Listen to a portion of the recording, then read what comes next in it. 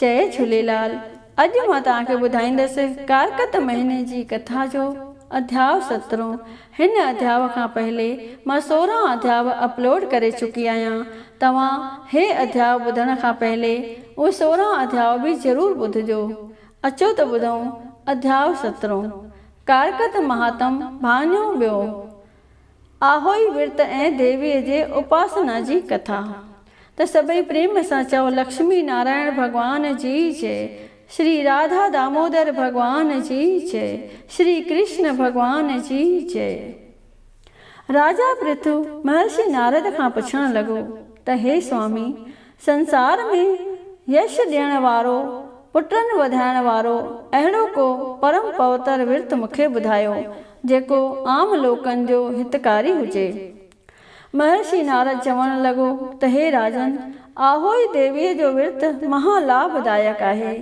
राजा पृथु चवण लॻुसि त हे नारद, कृपा करे आहोई देवीअ जे पैदा थियण जो वृतांत ॿुधायो।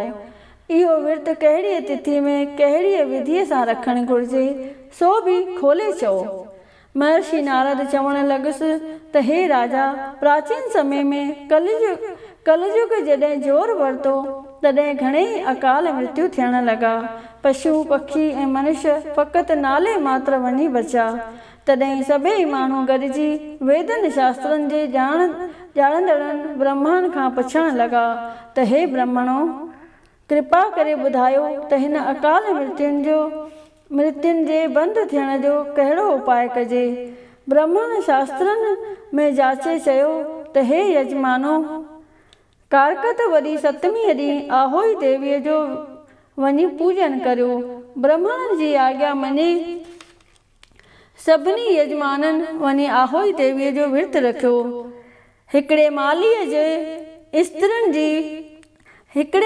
जी स्त्रीअ बि विधि अनुसार इहो विर्त रखियो, जंहिं करे काली महाकाली प्रसन्न थी सभिनी खे दर्शन ॾेई चवण लॻी त हे मुंहिंजा सेवको, तव्हां ते हीअ आपदा छो आई आहे? कृपा करे उन्हीअ जो कारण ॿुधो। हिकु दफ़े मां रुद्र जे गणनि खे पाण सां वठी मृत्यु काल समेत संसार जो सैर करण आई हुयसि। उते मां छा ॾिठो? दोहिरो, धर्म कर्म खां हीण हो सारो ई संसार वधी वियो, भूमिअ मथां पापन रूपी भार। ब्रह्मण विद्या वेद खां, खत्री युद्ध खां हीण, वैश्य पंहिंजे वापार खां शूद्र थी विया खीण। जाल पतीअ जे विर्त जो रखे न दिलि में ख़्याल, यज्ञ होम जप तप संदो हीणो थी वियो हाल। अदल न हाकिम वटि रहियो हेमा रिश्वत जाम, वधी वियो विचार पुट ऐश ख़ुशी आराम। संसार जी अहिड़ी अधोगति ॾिसी मां दिलि में घणो नाराज़ थियसि, जंहिं करे हीअ अकाल मृत्यु जूं आफ़तूं तव्हां ते आयूं आहिनि। पर तव्हां वरी जो कारकत वरी सतमीअ ॾींहुं मुंहिंजो विर्त रखी मुंहिंजी आराधना कई, तंहिं करे मां तव्हां ते हाणे ॾाढी प्रसन्न थी आहियां। जेको वर घुरणो हुजेव सो घुरो। देवीअ खे पाण ते प्रसन्न ॾिसी सभई माण्हू हथ जोड़े वेनती करण लॻा त हे देवी, दोहिरो ॾुकर पवे ना देह में, आफ़त थिए सभु नास, रोग सोग मिटजी वञनि करे वेनती दास। उन्हनि जी वेनती ॿुधी देवी माता चवण लॻी त हे मनुष्यो, मुंहिंजे प्रसन्नता लाइ कारकत महीने जो कृष्ण पक्ष में सतमी अष्टमीअ ॾींहुं मुंहिंजो विर्त रखंदा करियो, मुंहिंजो पूजन कंदा करियो, त वरी का बि अहिड़ी आफ़त तव्हांजे आड़े न ईंदी। बालक ॿुढो ऐं रोगीअ खां सवाइ ॿियनि सभिनी खे विर्त वारे ॾींहं जे वक़्तु रोटी खाइणु न घुरिजे। पूजन जी विधि हीअ आहे, मुंहिंजी चतुर्भुजी मूर्ति बणाए मिटीअ ऐं छेणे सां घर में लेपो पाए कंहिं ऊचे आस्थान ते उहा मूर्ति सिंगारे रखो।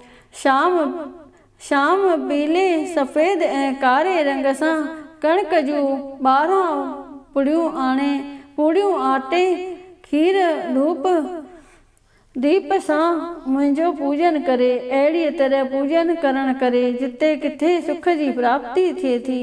अकाल मृत्यु या ॾुकर वरी किथे बि कोन पवंदो। देवीअ जे वटां इहे मन मोहींदड़ शब्द ॿुधी उहा मालिन जी स्त्री देवीअ माता खे हथ जोड़े वेनती करण लॻी त हे पाप नाशनी, असां जात वारनि जी बि रक्षा कर। हुन जी वेनती ॿुधी देवी माता चवण लॻी त तो जो मुंहिंजी पूरन भक्ति कई आहे ऐं सचे निश्चय सां मूंखे पूॼियो आहे, तंहिं करे मां तोखे वरदान थी ॾियां त मानुष पूॼा जे अंत में तुंहिंजे संतान जी बि पूॼा कंदा। उन्हनि जी पूॼा तॾहिं ई सफल थींदी, न त सभु क्रिया अजाई वेंदनि। तंहिं करे पिछाड़ीअ में कुंभर या मालण जी पूॼा ज़रूरु करणु घुरिजे। एतिरो चई देवी अंतर ध्यान थी वई। हे राजन, गृहस्थी लोकनि खे हीअ विर्त ज़रूरु रखणु घुरिजे। पद्म पुराण मां कारकत महात्म आहोई विर्त देवी रखी जे उपासना करण बाबति 17वां अध्याय संपूर्ण थियो। सभई चओ लक्ष्मी नारायण भगवान जी जय, राधा दामोदर भगवान जी जय। ओम जय जगदीश हरे, स्वामी जय जगदीश हरे। भक्त जनों के संकट, दास जनों के संकट क्षण में दूर करे। ओम जय जगदीश हरे। जो ध्यावे फल पावे, दुख बिन से मन का, स्वामी दुख बिन से मन का। सुख संपत्ति घर आवे, सुख संपत्ति घर आवे, कष्ट मिटे तन का। ओम जय जगदीश हरे। माता पिता तुम मेरे, शरण गऊँ मैं किसकी, स्वामी शरण गऊँ मैं किसकी। तुम बिन और न दूजा, प्रभु बिन और न दूजा, आस करूँ मैं जिसकी। ओम जय जगदीश हरे। तुम पूरन परमात्मा, तुम अंतर्यामी, स्वामी तुम अंतर्यामी। पार ब्रह्म परमेश्वर, पार ब्रह्म परमेश्वर, तुम सबके स्वामी। ओम जय जगदीश हरे। तुम करुणा के सागर, तुम पालन करता, स्वामी तुम पालन करता। मैं मूर्ख कल कामी, मैं सेवक तुम स्वामी, कृपा करो भरता। ओम जय जगदीश हरे। तुम हो एक अगोचर, सबके प्राणपति, स्वामी सबके प्राणपति। किस विध मिलूं दया में, किस विध मिलूं दया में, तुमको मैं कुमति। ओम जय जगदीश हरे। दीन बंधु दुख हरता, तुम ठाकुर मेरे, स्वामी तुम रक्षक मेरे। अपने हाथ उठाओ, अपने शरण बिठाओ, द्वार पड़ा तेरे। ओम जय जगदीश हरे। विषय विकार मिटाओ, पाप हरो देवा, स्वामी पाप हरो देवा।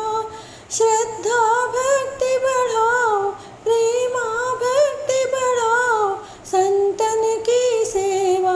ओम जय जगदीश हरे। तन मन धन और संपत्ति सब कुछ है तेरा, स्वामी सब कुछ है तेरा।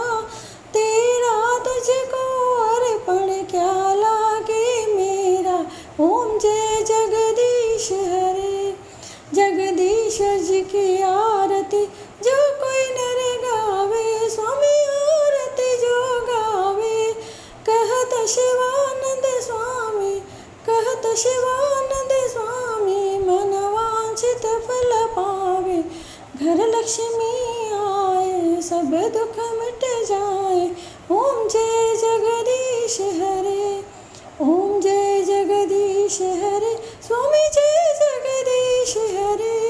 भक्त जनों के संकट, दास जनों के संकट क्षण में दूर करे। ओम जय जगदीश हरे। बोलिए विष्णु भगवान की जय।